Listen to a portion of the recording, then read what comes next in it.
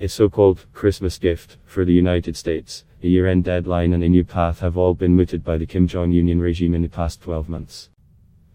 Kim and Trump have met 3 times in the hopes of striking a deal that would see North Korea trade its nuclear weapons and the missiles used to fire them in exchange for sanctions relief and normalized relations. Whether this is actually achievable remains uncertain. Even the sharpest and most experienced minds studying North Korea say their predictions as to what happens next are educated guesses. But there does appear to be some consensus forming that North Korea is frustrated by what it perceives as a lack of flexibility and creativity from us negotiators. And perhaps more worryingly, whatever it does next will be designed to capture the attention of us President Donald Trump. Satellite launch. Most experts who spoke to CNN believe North Korea's most likely next step will be an attempt to use a rocket to launch a satellite into orbit. North Korean state media reported on Saturday that another crucial test was successfully conducted at the country's Sohae satellite launching ground, a site that the regime had reportedly vowed to dismantle in talks with the US.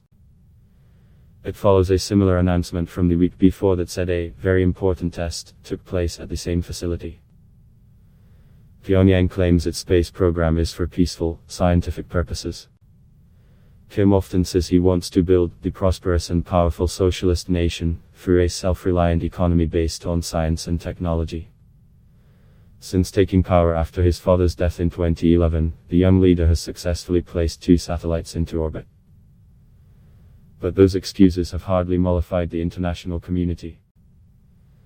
A satellite launch uses the same technology as firing a nuclear-armed ballistic missile.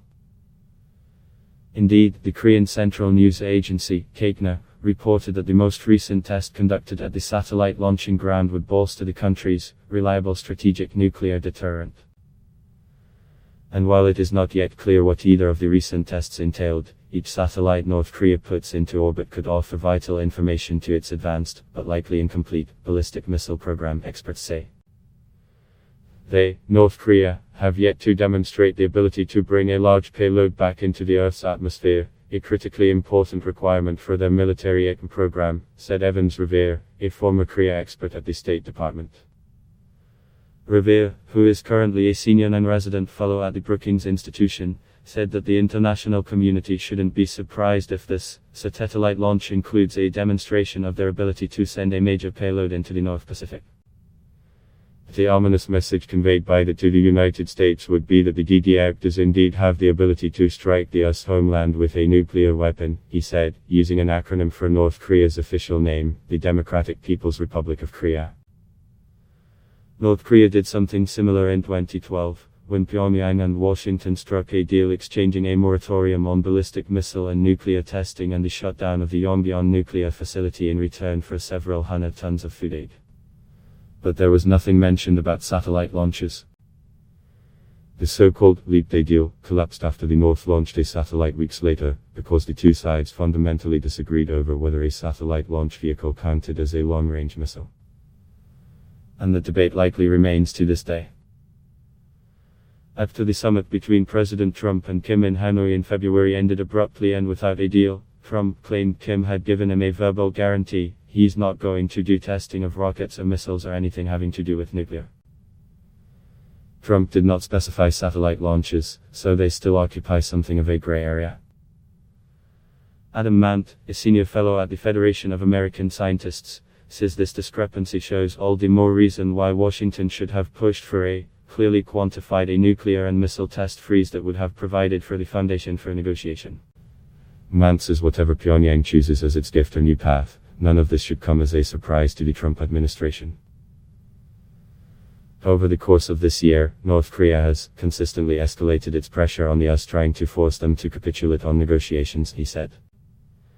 The Trump administration sort of sleepwalked through that entire process, and it's only in the last couple of weeks that they've woken up and they face a potential crisis here. Can a nuclear test an intercontinental ballistic missile, or a nuclear test would be more provocative than a satellite test and would certainly get Trump's attention. Back in 2017, Pyongyang referred to its first test launch of an ACM, the type of missile designed to deliver a nuclear warhead to targets across the planet, as a gift for Washington. The test took place on July 4 as Independence Day. Kim would go on to test 2 more items that year and conduct the biggest underground nuclear test to date. If you look at the history of Kim Jong Un, he becomes most provocative when people stop paying attention to him, said us Rep. Ami Bera, the chairman of the House Foreign Affairs Subcommittee on Asia, the Pacific and Non-Proliferation. The Kim regime also knows either firing an atom or detonating a nuclear weapon would be seen as a major provocation by the US and the world, including its main ally, China. If North Korea wants to have sanctions relief, more testing and provocations are not the path forward, Bera said. Revere said it's possible the US and South Korea could respond to such actions with military exercises, new US military deployments on and around the Korean peninsula, a major ramping up of tensions, a lot 2017, and the breakdown of the diplomatic process and with it the end of any prospects for sanctions easing.